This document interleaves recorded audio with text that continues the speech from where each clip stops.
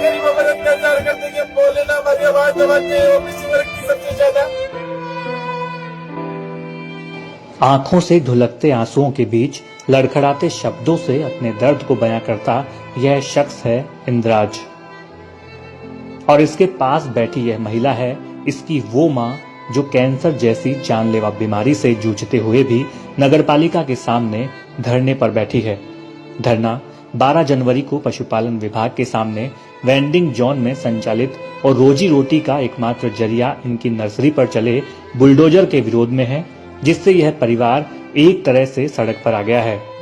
मैं 12 जनवरी को मेरी नर्सरी के ऊपर बैठा हुआ था, पेड़ पौधे बेच रहा था। किसी विधायक के नुमाइंदे ने आके मुझे बताया कि इंद्राज, राजनीतिक व्यवस्था के चलते अब तेरी ये नर्सरी उठने वाली है, तू जो संभव मदद हो सके वो विधायक महोदय या पालिका अध्यक्ष से मिल ले।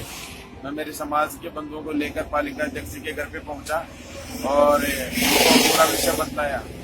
पिछले कई वर्षों से मेरे पिताजी भी यहाँ पे पेड़ पौधे बेचकर हमारा जीवन व्यापन करते थे। अल्पायु में मेरे पिताजी चल बसे, 2013 में वो दिवंगत हो गए, उनके फेफड़ों में कैंसर हो गया था। और लगातार मेरी माताजी मिर्गी के पेशेंट हैं, उनके जो दवाइयाँ रेगुलर चलने से यहाँ पे उनकी कैंसर की स्थिति बन चुकी है, वो मानसिक रूप से भी डिस्टर्ब है। आलम यह है कि इंद्राज के सामने अब अपनी पत्नी और छोटे भाई के पालन पोषण के साथ अपनी बीमार मां के इलाज पर खर्च करने के लिए रुपयों के इंतजाम तक का कोई जरिया नहीं बचा है।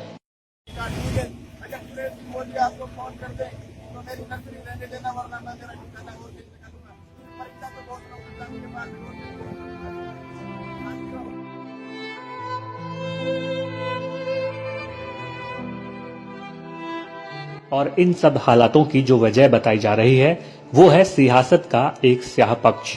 आरोप है कि इंद्राज भाजपा का कार्यकर्ता है जिसने विधानसभा चुनाव में भाजपा के पक्ष में जमकर प्रचार प्रसार किया था, लेकिन अब चूंकि नीमका थाना में कांग्रेस से सुरेश मोदी विधायक चुने गए हैं, ऐसे में कांग्रेस के ही नगरपालिका अध्यक्ष त्रिलोक दीवान को इशारा करके उन्होंने ही जानबूझकर इंद्राज की नर्सरी को तहस नहस किया है।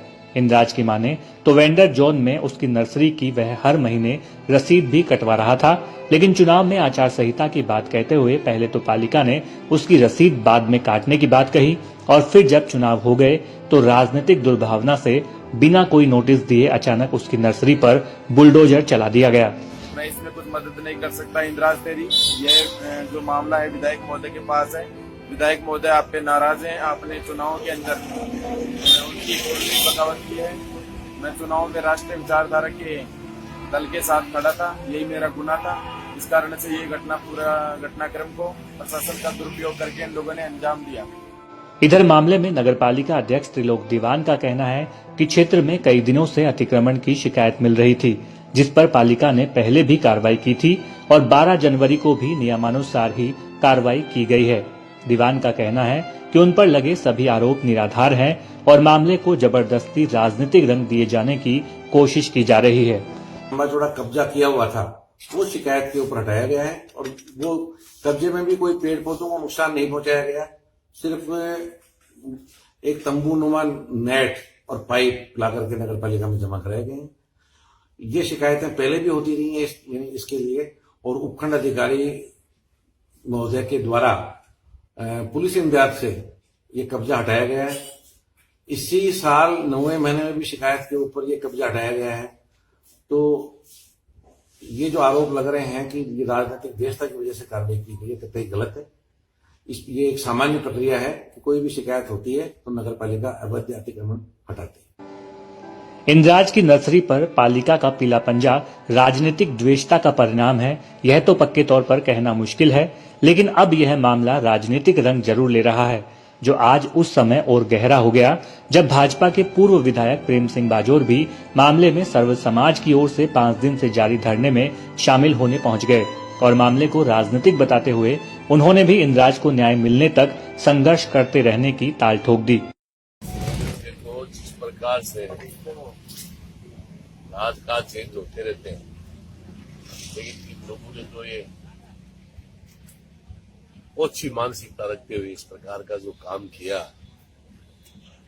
जिसकी माँ की कैंसर बीमारी हो, लोगों की तो ये होता है कि कोई आदमी पीड़ित होता है तो उसकी मदद करते हैं लोग आगे आते हैं, बजाय मदद करने के उसका सारा जरूरियापन जो अपना करता था, रोटी रोजगार चलाता था, और उसको इस प्रकार से गुजार देना, मैं समझता हूँ कि इससे कोई हल्का काम हो नहीं सकता। और इसके लिए चाहे कुछ भी करना पड़े, इसको वापसी वहां स्थापित करवाएंगे। उसके लिए चाहे कोई भी लड़ाई लड़नी पड़े, चाहे उस लड़ाई को बढ़िया तरीके से हम लोग लड़ाई लड़ेंगे। यदि मानते हैं तो बहुत बढ़िया है, नहीं उनको परिणाम उनके बहुत खामियाजा उन लोगों को भुगतना पड़ेगा और वहां वापसी स्थापित कराएंगे।